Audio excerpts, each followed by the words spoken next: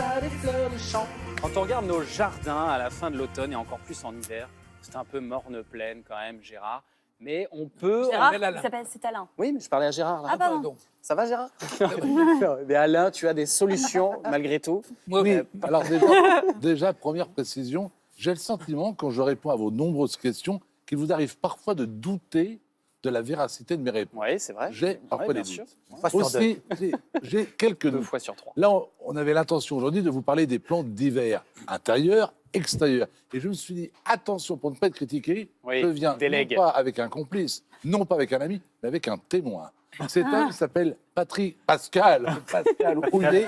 Il est expert en jardinerie. Patrick et Gérard. Expert en Non, pas Gérard jardinerie Rouillet. naturelle. On le connaît bien, il est souvent venu Mais ici. oui, on Mais l'adore. oui. Et nous Bonjour, nous Pascal. l'aimons beaucoup. Donc Bienvenue, nous sommes Pascal. deux maintenant. Bon, Et alors, un des deux sera utile à vous de deviner lequel. Pascal, quels sont vos conseils d'abord pour embellir le jardin en cette saison? Alors, pour embellir son jardin, sa terrasse, on va utiliser essentiellement des arbustes à feuillage décoratif. Ouais. On dit des arbustes à feuillage persistant, c'est-à-dire qu'ils conservent leur feuillage l'hiver.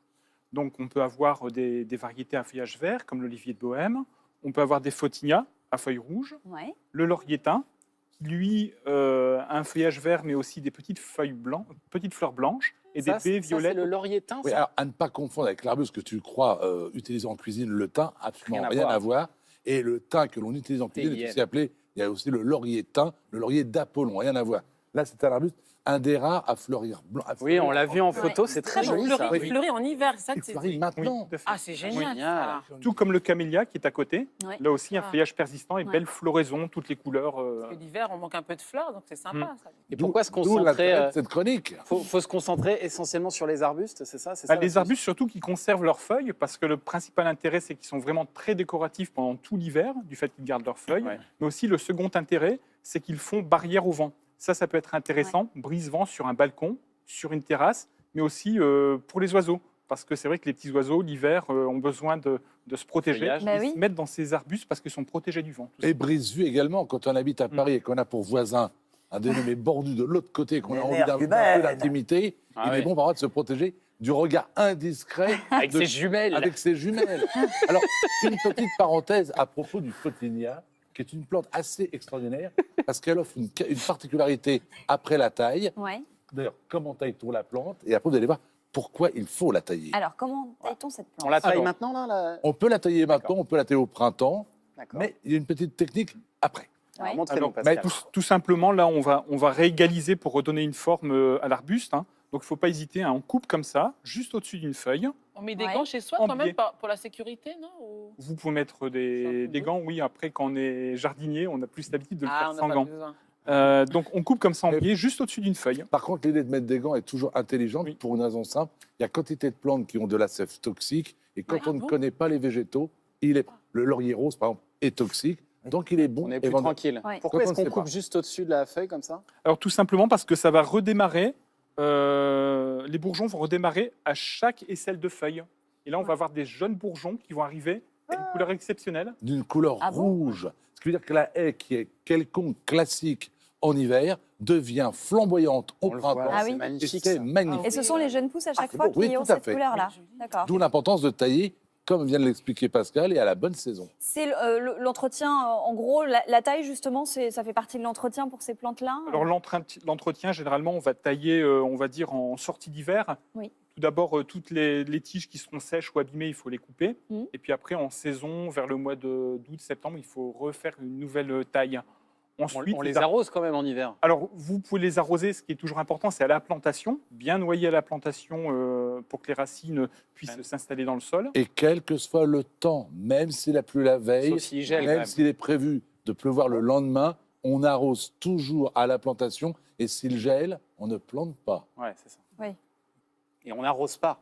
Non, mais je veux Non, dire, on en ne hiver, plante pas. voilà. Ah non, mais même le reste du temps, une fois on a planté, c'est bon.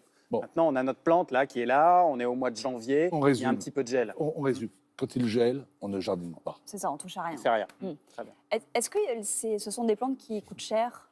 Alors, en prix, les premiers prix commencent pour une plante à peu près comme celle-ci, à peu près dans les 12 euros, Ouais. jusqu'à 50, 60 ou même 100 euros Pour les plus grandes. Oui. Ouais. Et alors, quand on n'a pas de jardin et qu'on veut quand même avoir un petit peu de verdure à l'intérieur, qu'est-ce qu'on fait alors? Alors là, on va privilégier, surtout en hiver, des plantes d'appartement résistantes au sec. Parce que comme vous le Chauffage. savez, le chauffage, C'est les violent pour les se plantes, dessèchent. Oui. Alors on va utiliser des plantes comme les sansevieria, les bocarnea. Appelé également langue de belle-mère. Ah, C'est pas très gentil pour les belles. Non, non, c'est la fleur à ta gauche. Avec les lignes jaunes. Voilà. hein. Tout au bout là. ouais. C'est pas très élégant pour les belles-mères. Non, c'est pas très sympa, effectivement. Bien. Voilà, Sans Sévéria. C'est une plante qui est très design, qui est très robuste. Si on Ouais. oublie de l'arroser pendant 1 ou 2 mois, il n'y a pas de souci. Très bien. Impeccable ça. Ah oui. Juste à côté, il y a un zamioculca, donc avec des petites feuilles rondes, très Ouais. luisantes. Celle-là, oui. Ça Alors aussi, très lève-le robuste. qu'on le voit un petit peu, Fabien, parce que je vois pas bien à quoi ça ressemble. C'est une plante assez agréable. Oh, c'est joli, hein. Ah ouais. Championne c'est aussi joli. de la sécheresse. Ouais. Donc pareil, on la garde à l'intérieur sans aucun problème. Tout ça. à fait. Pascal a vraiment sélectionné des plantes qui ne demandent pas un entretien fastidieux, qui sont simples, même pour toi, Maya. Tu es capable de les garder à l'époque. Ça faisait longtemps. Après, il a droit à chaque chronique. Je crois. Et c'est pas pour ça que je m'améliore, mais bon. Qu'est-ce qu'il y a d'autre? Et ensuite, les bocarnea, la plante qui avec des feuilles très fines. Voilà. Ouais. Voilà, très bien, nous avons notre texte. Ah oui. Merci Geneviève. Bocarnea, ça s'appelle. ça. Bocarnea. L'intérêt de la plante, c'est qu'à la base, il y a un renflement et en fait, ça fait une réserve d'eau. Donc la plante, dans la nature, elle vit dans le désert Ouais. et en fait, elle stocke l'eau au niveau de la base de sa tige. D'accord. Et la dernière, là Et la dernière, c'est l'anthurium. Là aussi, si on veut des plantes fleuries très robustes, on peut utiliser l'anthurium, mais on peut utiliser également les sympolia, les petites violettes du Cap, Ouais. et puis des calathea. Vous nous dites que ça résiste bien à l'air sec, mais si vraiment l'air est très sec, entre la cheminée et le radiateur, Alors, est-ce quand on- qu'on peut humidifier un peu peut-être? Oui, alors ce qui est important, effectivement, résister au sec, c'est une chose, mais il faut quand même arroser de temps en temps. Ouais. Ça va supporter un oubli d'arrosage 1 ou 2 fois. L'astuce, quand on peut, c'est bien de vaporiser des plantes, à peu près 1 fois par semaine, avec, si possible, une eau non calcaire, une eau de pluie. Ouais. Ou alors, effectivement, si on a un appartement très chauffé, très sec, on peut utiliser tout simplement un humidificateur d'air. Ah oui, Ça, qu'on c'est un- accroche sur le Ah oui. radiateur, c'est ça? C'est un système vraiment ancien, c'est vraiment efficace parce que ça évite aux plantes de se dessécher au bout des feuilles. Ouais, Ouais. ça- Il y a également une plante d'intérieur, on l'a, je crois, en photo, qui est l'ananas d'intérieur. Ah c'est oui. magnifique. L'occasion de rappeler la chose suivante, je m'adresse surtout à celles qui ont la chance d'avoir des petits bouts de chou. L'ananas d'intérieur, vous pouvez le fabriquer vous-même. Quand vous achetez un ananas, vous coupez simplement la partie chapeau. Donc vous coupez une partie normale, Ouais. vous plantez la couronne en quelque sorte sur un lit de terreau tout simplement. Vous On plantez, enfonce comme- un peu? vous enfoncez, vous arrosez, vous mettez par-dessus une cloche à fromage ou un petit peu de plastique. Eh bien, très rapidement, cette partie va s'enraciner.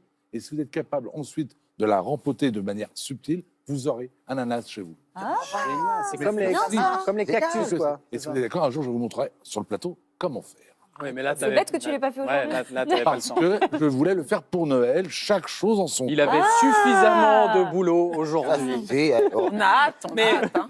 Quand il le présentera, ils viendront à 3. Bien sûr, évidemment. Merci Non, mais beaucoup. c'est en super, tout tu vas cas. nous apprendre ça, le noyau Oui. d'avocat, tu vois, au Oui. jardinier Ouais. avec les petits. Ah oui. C'est vrai. Ça, c'est une bonne idée. hein. Voilà un joli marche pas. sujet. Ouais. Non, c'est important qu'on te donne des idées un peu. Merci beaucoup. en tout cas, Merci Pascal. d'être venu, Pascal. Et puis, donc, je le rappelle pour tes Même fans. accompagné, vous continuez à vous moquer. Mais Pas du non, tout. mais non, mais non. Et d'ailleurs, tu seras accompagné lundi aussi, parce que je le rappelle pour tes fans que tu seras de retour lundi. Et ce sera un grand plaisir. Et tu seras évidemment avec nous pour les cas pratiques dans quelques minutes.